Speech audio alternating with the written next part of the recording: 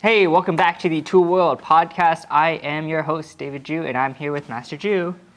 How's it going there, Mr. Jew? It's going good. I think last time we said we were going to try to switch up the intro. No, we're not. That did not happen. We're stuck in a routine. Creatures of habit. That's right. Anyway, so a couple weeks ago, we had Federico Vendini. He came out to our studio for the summit, and he also did some training with us, too. And at the end of the training, I was like, well, hey, Federico, did you want to do a quick pattern together? And he said, oh, yeah, sure, let's do it. And I had somebody film it. Did you say Federico or did you say Mr. Federico? Mr. Federico? I'm just curious. Okay. Anyway, so when I looked at the footage afterwards, I just immediately knew that there was something wrong with me.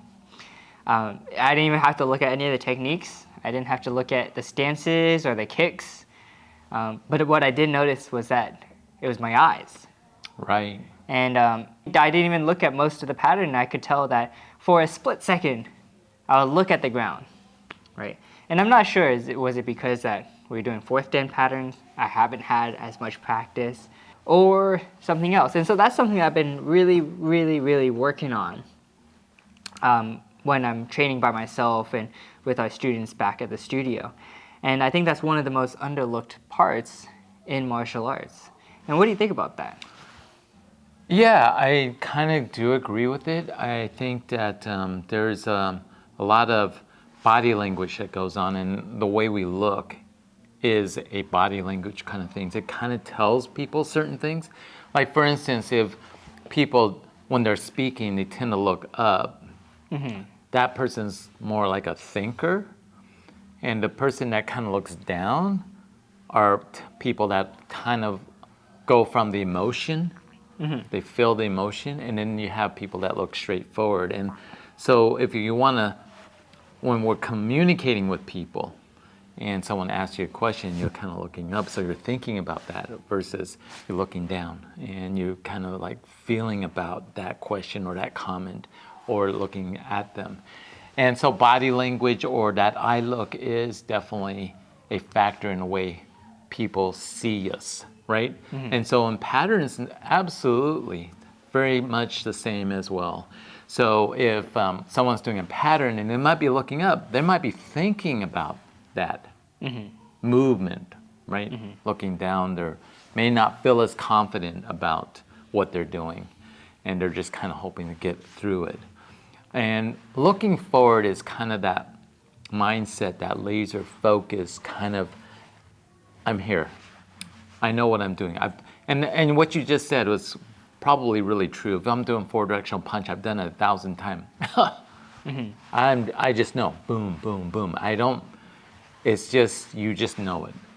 And you don't have to think about it. And so those body language can kind of help in that way. And as an umpire, let's say I was judging that. Although I might not have noticed that really, but subconsciously something triggered in me. It goes, something not right. What makes that person? I mean, they could be all really good competitors. They have all really nice technique. But then there was something about that person. I go, oh, there's something about him that just has magic. And what is that, right? And it could be just that, just not laser focused, looking. Not, you could have great power, great technique, but just something like that might make that difference, right? And that's also true like in the way we handle ourselves. Are we more bullied or picked on because I'm looking at the ground more, or I'm confident I'm looking forward? It's what our body kind of says.